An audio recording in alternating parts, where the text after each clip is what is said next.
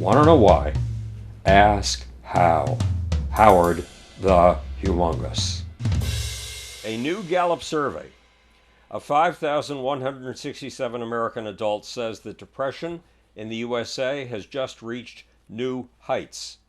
The percentage of respondents who report having had depression at some point in their lifetime has gone up 10 points since 2015. It's now at 29%. In other words, nearly a third of us have been depressed. And Gallup reports that 1 in 5 of the people you pass on the street have gone into therapy for depression, 7% more than ever before. What Gallup doesn't tell you is that there's a flip side. 2/3 of us say we have never been depressed. That's an outrageous claim.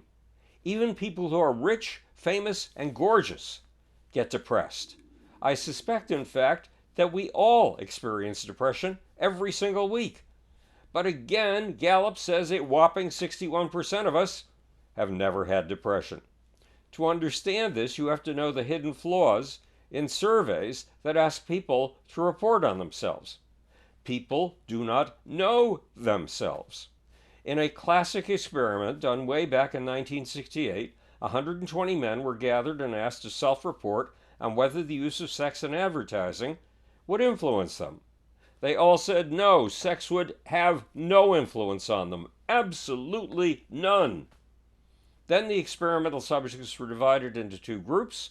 One was shown a glossy, sparkling picture of a new car. The other group was shown the same car and the same lighting, but with one difference. In front of the car was a sexy redhead, dressed in black lace panties and a sleeveless sweater. The men who saw the photo with the redhead rated the car as more appealing, lively, youthful, and better designed, not to mention more expensive than the group who had only seen the car. And these were people who had sworn vehemently that sex wouldn't influence them. So they didn't know themselves, which is why you can't trust self-reports or surveys based on self-reports. But is there anything that could be depressing us now more than at any time in the last 8 years? Loneliness is one of the greatest triggers of depression. But according to a Pew report, the percentage of Americans experiencing loneliness is declining. Yes, loneliness, according to Pew, is decreasing. Then there's downward mobility, the idea that you will make less than your parents for the first time in American history.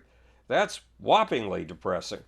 But according to The Atlantic, it's not true. Millennials, for example, are thriving financially. What's more, in 2023, we have the lowest unemployment in the last 54 years and the greatest number of available jobs in American history. Our stock market is more than 3,000 points higher than ever before. Our inflation is lower than any of our allies in Europe, and our wage growth is higher even than China's. We should not be depressed. But one giant factor is almost certain to depress us. It's two visions of doom. Our economy is the best in history, but those on the right, the Republicans, repeat over and over again that it's the worst. Donald Trump, one of the most effective thought shapers of the modern era, tells us that it's the apocalypse. We are being undermined by communists who seek an American dictatorship. We are being invaded at our southern border. Says Trump, we are losing our country.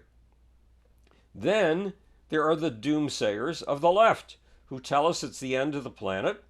Modern industrial civilization is poisoning our atmosphere with greenhouse gases, and we will be doomed by man-made climate change if we don't spend $3 trillion a year to get rid of excess carbon dioxide.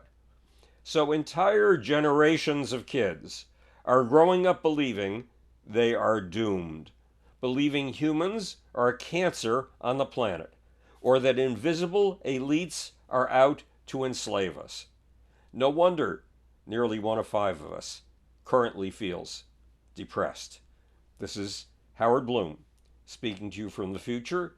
It's your job and my job to make. Or, want to know why? Ask how.